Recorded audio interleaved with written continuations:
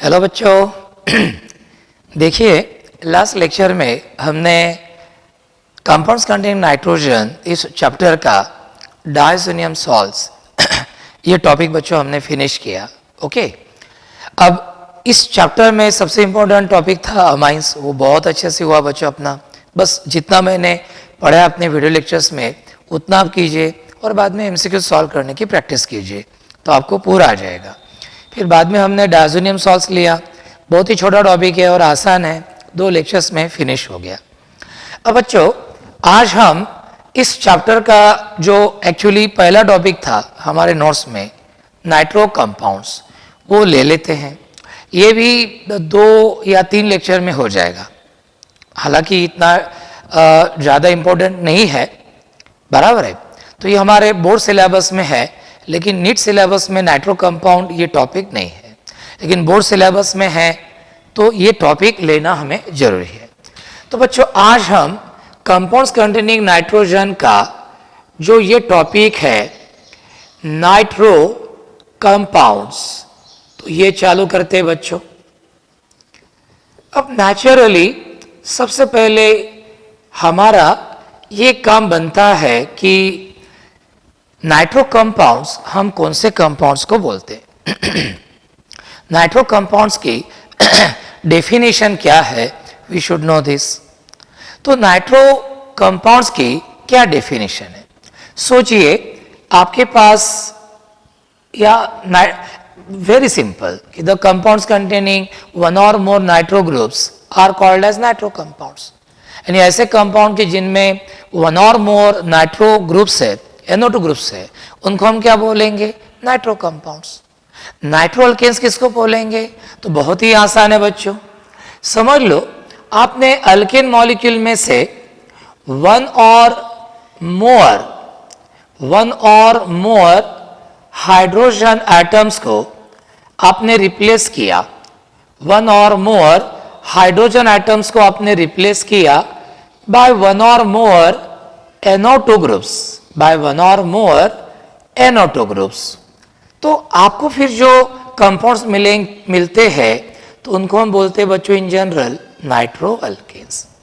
So remember, nitro alkanes are considered as the nitro derivative of corresponding alkanes obtained by the replacement of one or more hydrogen atoms from alkane molecule by one or more NO2 groups. तो इस तरह ये होगी बच्चों हमारी nitro alkanes की definition. अब definitely nitro alkanes में NO2 ग्रुप्स होंगे, वन और मोर। तो हमारे सिलेबस में तो एक ही NO2 ग्रुप वाले नाइट्रो अल्केन्स का स्टडी है, तो वो हमें देखना है। तो हम ये बोलेंगे कि the compounds obtained by the replacement of one hydrogen atom from alkane molecule by one nitro group, that is NO2 group, are called as mononitroalkanes or simply nitroalkanes।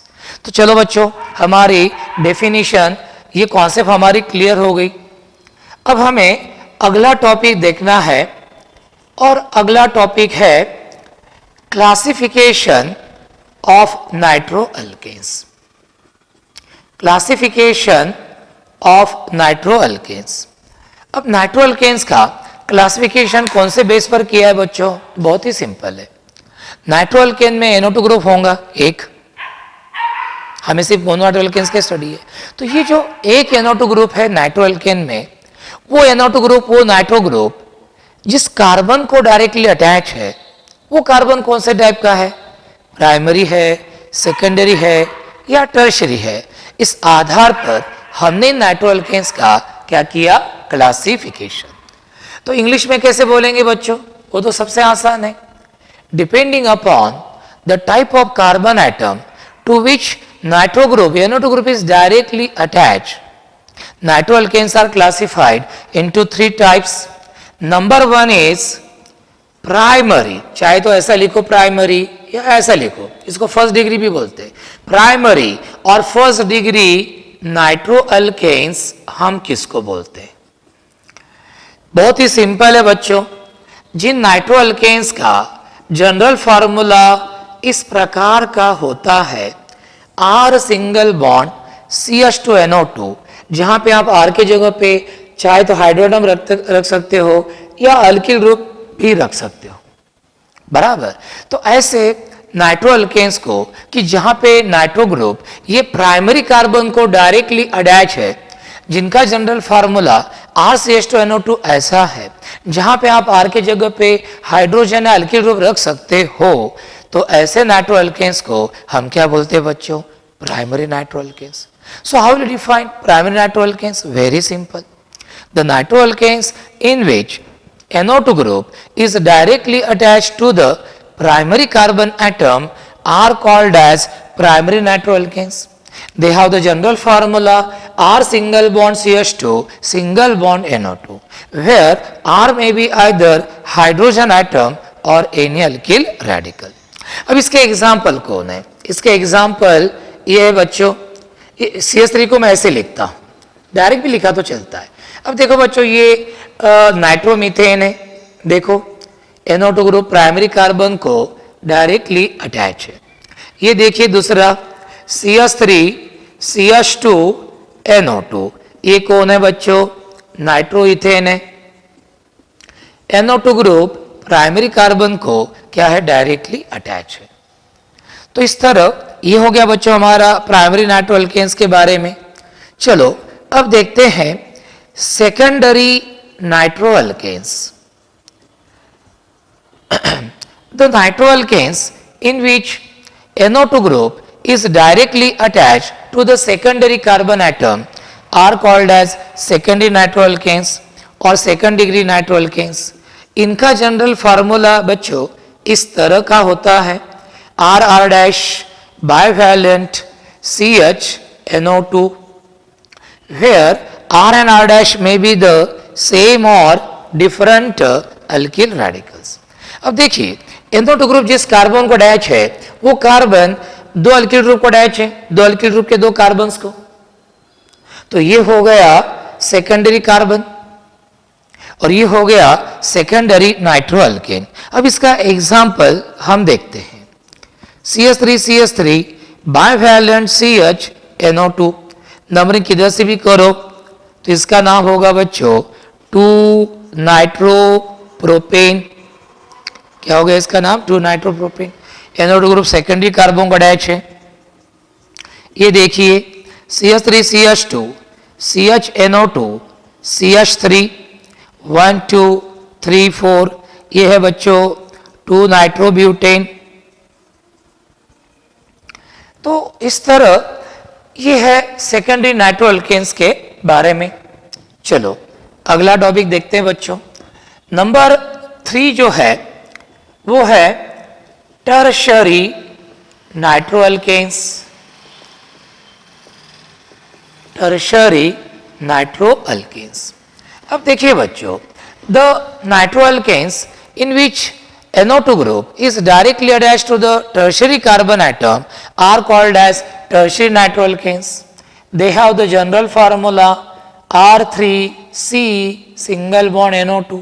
देखो ये कार्बन 3 अल्किल ग्रुप के 3 carbons को direct attach है, मतलब ये हो गया tertiary carbon, और उसको हमारा NO2 ग्रुप डायरेक्टली अटैच है बच्चों, तो ये हो गया टर्शियरी नाइट्रो अल्केन। अब इसका एग्जाम्पल क्या है? तो चलो इसका एग्जाम्पल भी देख लेते बच्चों। देखिए ये जो है, अब इसमें नाइट्रो अल्केन इस फॉर्मेट में इसका नाम लिखते हैं, तो कितने कार्बन की लॉन्गेस्ट कंटिन्यूस चेन है? 3। तो इसका नाम क्या होगा?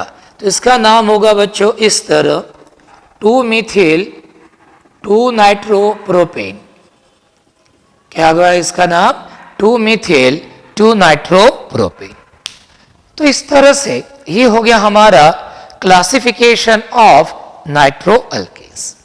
तो ये हो गया primary nitro alkanes, secondary nitro alkanes, और ये हो गया बच्चों हमारा टर्शियरी नाइट्रो अल्केन्स। तो ये सब हमारा हो गया।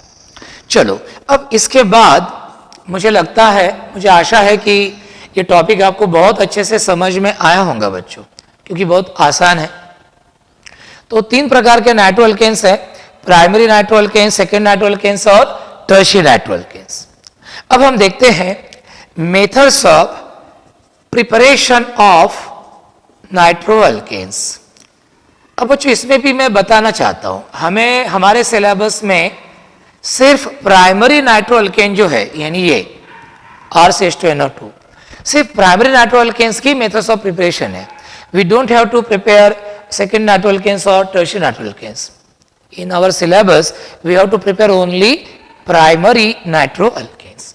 चलो इसमें से पहली मेथड देखते हैं बच्चों, और पहली मेथड है preparation of nitro alkanes by nitration of alkanes. By nitration of alkanes. Alkanes का नाइट्रेशन करके हम नाइट्रो अल्केन्स तैयार कर सकते हैं. अब इसमें भी दो प्रकार है, एक है vapour phase nitration of alkane और दूसरा है liquid phase nitration of alkane.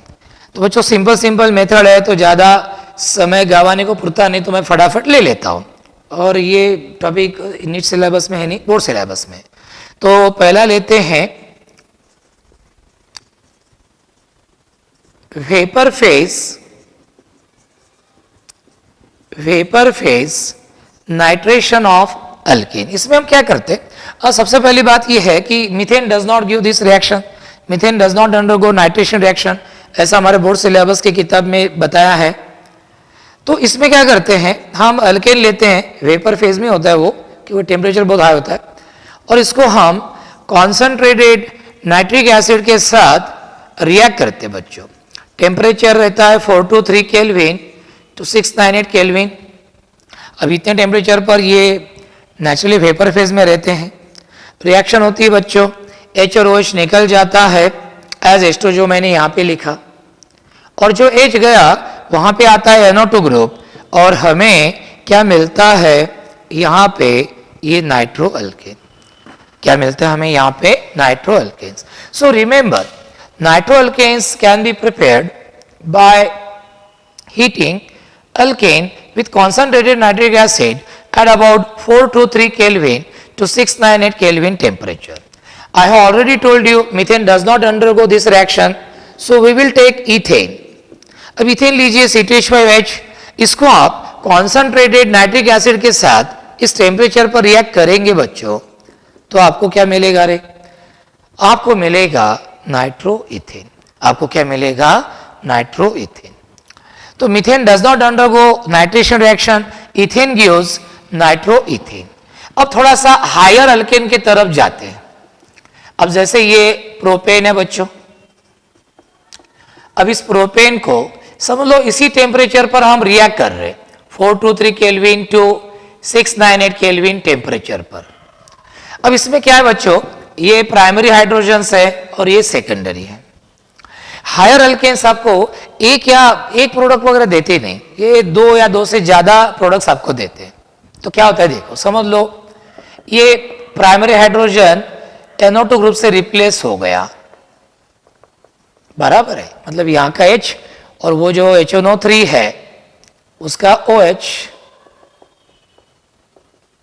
बराबर है, यहाँ का H और ये OH, ये चला गया एज H2 करके. तो आपको क्या मिलेगा बच्चों, 1 नाइट्रोप्रोपेन मिलेगा. अब एक ही प्रोडक्ट नहीं मिलता, और भी मिलता है. समझ लो सेकेंडरी हाइड्रोजन, ये H और ये चले गए H2 करके, तो इस H की जगह पे NO2 ग्रुप आएगा. सेकेंडरी हाइड्रोजन NO2 ग्रुप से बच्चों रिप्लेस होगा. तो ऐसे केस में आपको क्या मिलेगा, 2 नाइट्रोप्रोपेन मिलेगा बच्चों, इस तरह.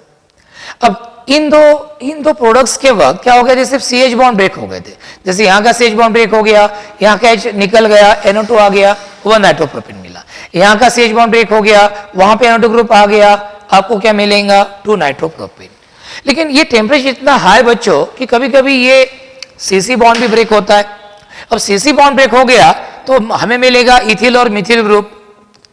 तो हमें कुछ NO2 ग्रुप इथिल ग्रुप को अटैच होते हैं, कुछ NO2 ग्रुप मिथिल ग्रुप को अटैच होते हैं. तो आपको मिलता है नाइट्रो इथेन और नाइट्रोमीथेन का मिक्सचर.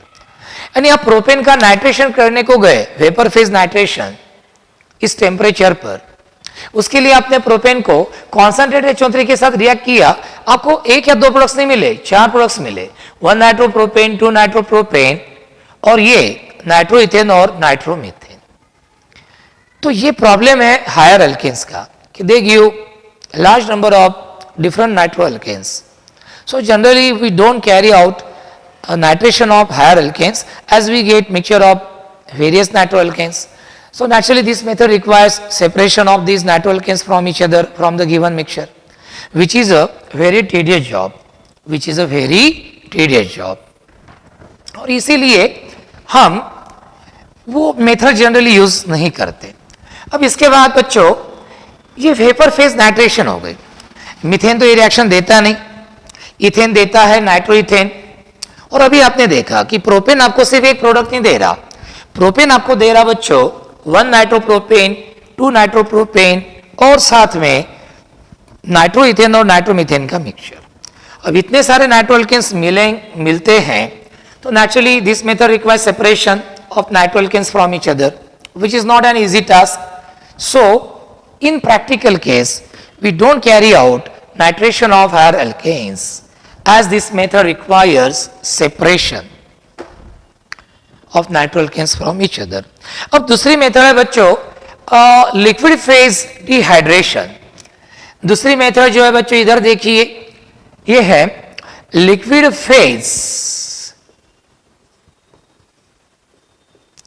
ये है liquid phase nitration of alkanes. इसमें हम क्या करते हैं बच्चों, इसमें हम अल्केन को जो कि लिक्विड फेज में होता है, इसको हम कॉन्सेंट्रेटेड HNO3 के साथ लो टेम्परेचर पर 413 केल्विन पर अंडर प्रेशर रिएक्ट करते हैं, जिसमें ये दोनों लिक्विड फेज में होते हैं.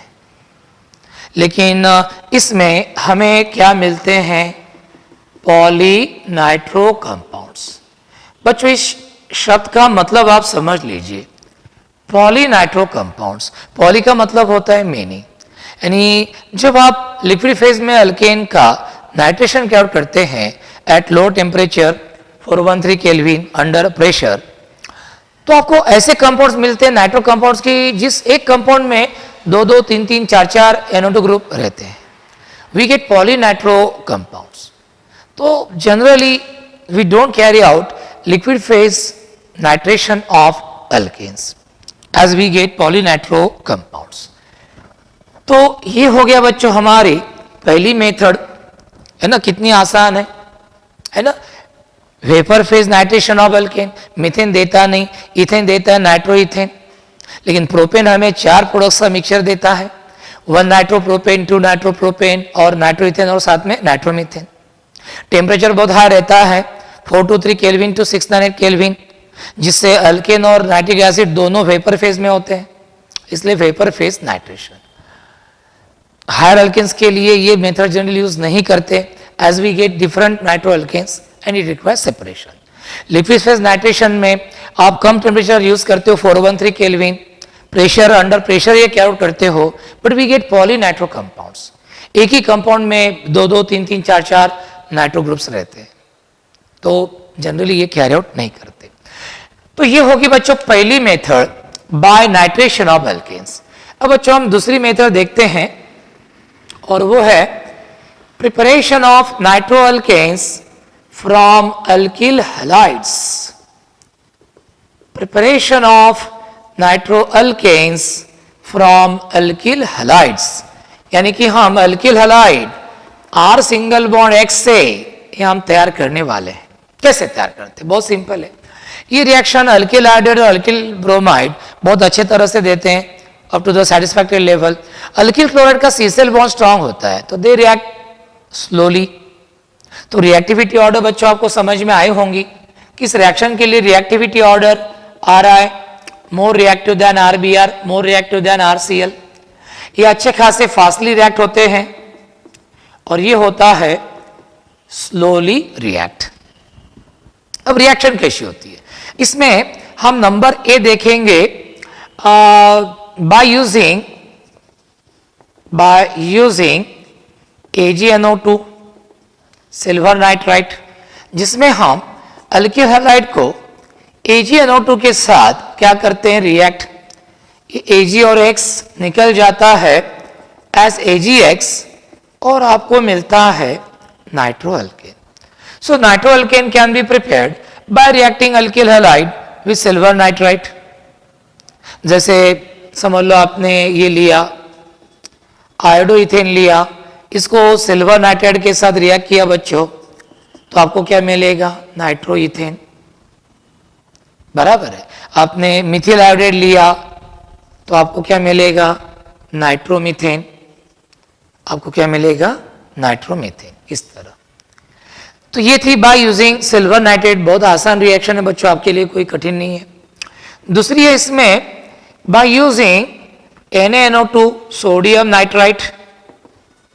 सोडियम नाइट्राइट यूज करते हैं बच्चों, यहां पे हम अल्किलाइड लेते हैं, इसको NaNO2 के साथ रिएक्ट करते हैं, डाइमिथिल सल्फोक्साइड इस सॉल्वेंट के प्रेजेंस में, या NN डाइमिथिल फॉर्मामाइड इस सॉल्वेंट के प्रेजेंस में, ये भी आप ले सकते हैं, NN डाइमिथिल फॉर्मामाइड, है ना। फॉर्मामाइड का फॉर्मूला मालूम है बच्चों आपको, Sc double bond O NH2, है ना। ये नाइट्रोजन के दो हाइड्रोजन आप दो मिथिल ग्रुप से रिप्लेस करो, तो इसका नाम क्या होगा? NN dimethyl formamide. अब जैसे हम अल्किलाइड को सोडियम नाइट्रेट के साथ डाइमिथिल सल्फोक्साइड और NN डाइमिथिल फॉर्मामाइड इस सॉल्वेंट में रिएक्ट करते हैं, तो बच्चों ये NX निकल जाता है और NO2 ग्रुप आता है वहां पे, और आपको क्या मिलता है? Nitro alkane. So remember, nitro alkanes can be prepared by reacting alkyl halide with sodium nitride in presence of DMSO solvent और NN डाइमिथिल फॉर्मामाइड सॉल्वेंट। अब जैसे बच्चों आप मिथिल आयोडाइड लेंगे, क्योंकि CI बॉन्ड वीक है तो जल्दी ब्रेक होता है तो वो लूंगा मैं। मिथिल आयोडाइड को आप सोडियम नाइट्रेट के साथ रिएक्ट करेंगे बच्चों, तो आपको क्या मिलेगा? नाइट्रोमीथेन। यदि आप इथिल आयोडाइड लेंगे बच्चों, तो आपको क्या मिलेगा? क्या मिलेगा आपको? नाइट्रोइथेन। तो इस तरह से अल्किल हैलाइड को AgNO2 के साथ रिएक्ट करके भी आप नाइट्रो अल्केन मिला सकते हो, या अल्किल हैलाइड को सोडियम नाइट्रेट के साथ डाइमिथिल सल्फोक्साइड और NN डाइमिथिल फॉर्मामाइड के प्रेजेंस में भी रिएक्ट करके आप नाइट्रो अल्केन्स मिला सकते हो। दोनों रिएक्शन नोट्स में है, बहुत ही सिंपल है। RX use RaNO2 on reacting with AgNO2 और NaNO2। चलो अब हम आगे जाते हैं। अब अगली तीन रिएक्शन से छोटी छोटी एक एक लाइन में फिनिश होने वाली, वो हम ले लेते हैं और ठहर जाते हैं फिर। चलो अब बच्चों, अब हमें नंबर 1 हो गई by nitration of alkane, number 2 हो गई फ्रॉम अल्किल हैलाइड। अब नंबर 3 वाली रिएक्शन बच्चों देखते हैं। नंबर 3 रिएक्शन है preparation of nitro alkanes from salt of alpha halogeno carboxylic acid, from sodium salt of alpha halogeno carboxylic acid। इसका मतलब मैं समझा के देता हूं। कार्बोक्सिलिक एसिड मालूम है बच्चों, ये वाला, ये है एसिडिक एसिड, ठीक है। अब अल्फा हैलोजिनो, अल्फा क्या है? हैलोजिनो, मतलब ये अल्फा कार्बन का एक हाइड्रोजन आप हैलोजन लाइक क्लोरीन से रिप्लेस करो, ये कौन हो गया? Alpha chloro acidic acid, in general alpha halogeno carboxylic acid. अब इसका सोडियम सॉल्ट लो, यानी COH ग्रुप का H Na से क्या करो? रिप्लेस। तो ये हो गया sodium salt of alpha chloro acetic acid, sodium salt of alpha chloro acidic acid. तो ये हो गया बच्चों sodium salt of alpha chloro acetic acid. Sodium salt of alpha chloro acidic acid के साथ आप सबसे पहले इसको किसके साथ रिएक्ट करेंगे, या इसको आप किसके साथ रिएक्ट करेंगे? इसको आप रिएक्ट करेंगे, किसके साथ रिएक्ट करेंगे? NaNO2 के साथ। किसके साथ रिएक्ट करेंगे? NaNO2 के साथ। क्या होगा बच्चों? ये Na और ये Cl निकल जाएगा एज NaCl और वो NO2 ग्रुप इधर आ जाएगा ये। तो आपको क्या मिलेगा, देखो आपको मिलेगा NO2 CH2 C double bond O Na। आपको मिला sodium salt of nitro acetate, sodium salt of nitro acidic acid, alpha nitro acidic acid ये मिला। तो sodium salt of alpha nitro acidic acid ये मिला। अब इसका आप क्या कीजिए, इसका आप कीजिए hydrolysis by using acid catalyst. अब होता क्या है बच्चों, मैं बताता हूं आपको। ये पूरा ग्रुप निकल जाता है NaH NaHC और ये 3 O ये निकल जाता है एज NaHCO3 NaHC और ये O3। और ये जो हाइड्रोजन है, ये हाइड्रोजन इस कार्बन को क्या होगा अटैच, और आपको CH2 और HCH3 और ये NO2। तो आपको क्या मिला, nitromethane. So remember sodium salt of alpha chloroacetic acid, first of all it is reacted with sodium nitrite. This Na and Cl they combine to produce NaCl, NO2 joins this alpha carbon and we get sodium salt of alpha nitroacetic acid. Then we carry out acid hydrolysis of this compound intermediate. We get this side product NaCO3 sodium bicarbonate baking soda and this H joins to this alpha carbon giving nitromethane, तो बच्चों ये हो गया था preparation of nitroalkane from sodium salt of alpha halogeno carboxylic acid. लगे तो आप video lecture pause करके एक बार देख सकते हो, एक बार देखिए लिखो ताकि कॉन्फिडेंस आ जाए आपके, ठीक है, बोर्ड एग्जाम में पूछा जाएगा ये। चलो अब देखते हैं लास्ट बट वन रिएक्शन, आखिरी की, लास्ट बट वन, उसके बाद एक आखिरी की होगी, बस खत्म का। देखो ये हो गई थी हमारी तीसरी मेथड। अब देखते हैं बच्चों चौथी method, preparation of nitroalkanes from tertiary amines. बच्चों टर्शरी अमाइंस का फॉर्मूला तो आपको मालूम है रे, टर्शरी अमाइंस या टर्शरी नाइट्रोअल्केन्स फ्रॉम अमाइंस ऐसा बोलना पड़ेगा, from preparation of tertiary nitroalkanes from primary amines ऐसा बोलना पड़ेगा। अब देखिए समझ लो आपने ये लिया बच्चों, NH2 ग्रुप है मतलब ये प्राइमरी अमाइन है। NH2 ग्रुप भले टर्शरी कार्बन अटैच है ना, लेकिन इसको टर्शरी अमाइन नहीं बोलना, ये प्राइमरी अमाइन क्योंकि NH2 ग्रुप है ना। अब इसका नाम क्या होता है बच्चों, इसका नाम होता है 2-methyl, है ना, 2-methyl propane 2-amine, 2-methyl propane 2-amine।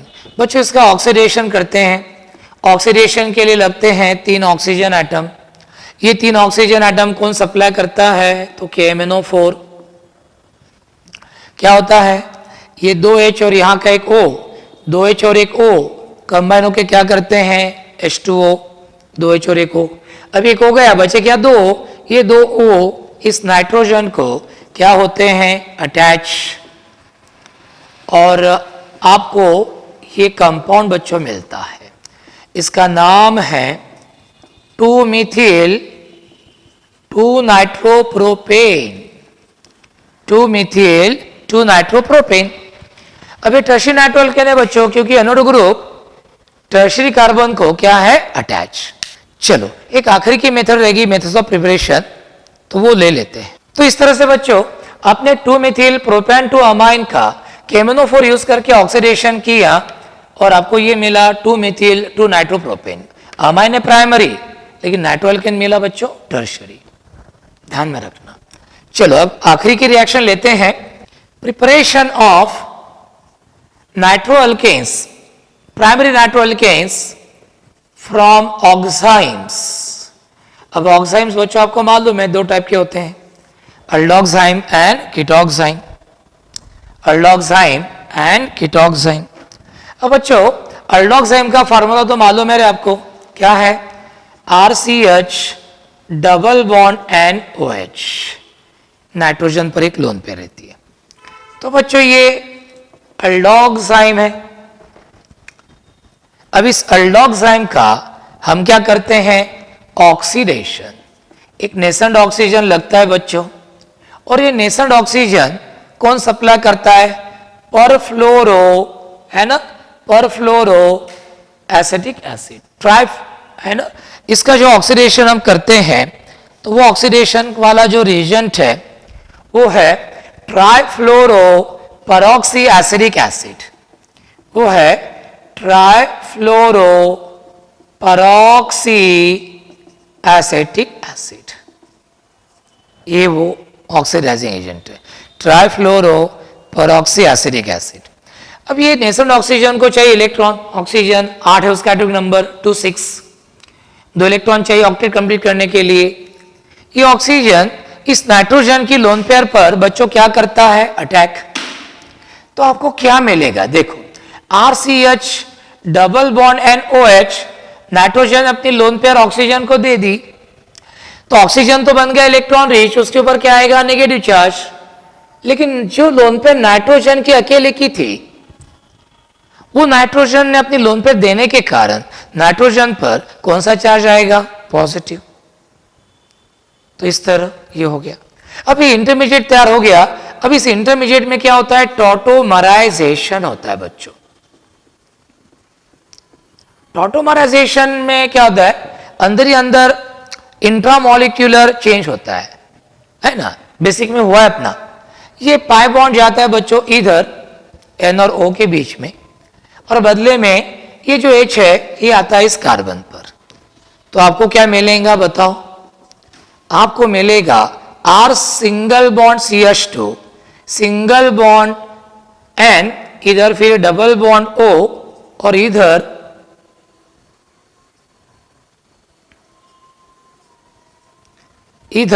आपको ये मिलेगा इस तरह से, ठीक है। तो ये आपको मिला RCH2NO2, यानी बच्चों आपको क्या मिला? Primary nitro alkane. So remember, aldoximes on oxidation with trifluoroperoxyacetic acid first gives an intermediate which on tautomerization finally gives primary nitroalkane। अब बच्चों समझ लो, आपने ये लिया फॉर्मल्डोक्साइम लिया, फॉर्मल्डोक्साइम का ऑक्सीडेशन हो गया तो ये मिलेगा, और फाइनली क्या मिलेगा आपको? नाइट्रोमीथेन। तो फॉर्मल्डोक्साइम on oxidation with trifluoroperoxyacetic acid first gives an intermediate which on tautomerization gives nitromethane, a primary nitroalkane। एक सेकंड मेथड, ये एसिटाल्डोक्साइम है, इसका ऑक्सीडेशन करेंगे ट्राइफ्लोरोपेरोक्साइसिक एसिड यूज करके, तो आपको क्या मिलेगा? ये मिलेगा, और ये टॉटोमराइज होके आपको क्या मिलेगा? CH3CH2NO2 nitroethane. So remember, primary aldoximes on oxidation with trifluoroperoxyacetic acid first they give an intermediate which on tautomerization finally give primary nitroalkane। बच्चों देखो इसमें क्या हो गया? इसमें aldoxime का जो ये ग्रुप है monovalent CH double bond NOH group, monovalent CH double bond NOH group, इसमें कन्वर्ट हो गया, इसमें कन्वर्ट हो गया बच्चों, ये मोनोवैलेंट CH2NO2 ग्रुप में कन्वर्ट हो गया अल्डोक्साइम का। तो इस तरह इस रिएक्शन में आपको फॉर्मल्डोक्साइम दे रहा था नाइट्रोमीथेन, एसिटाल्डोक्साइम क्या दे रहा था आपको? नाइट्रोइथेन।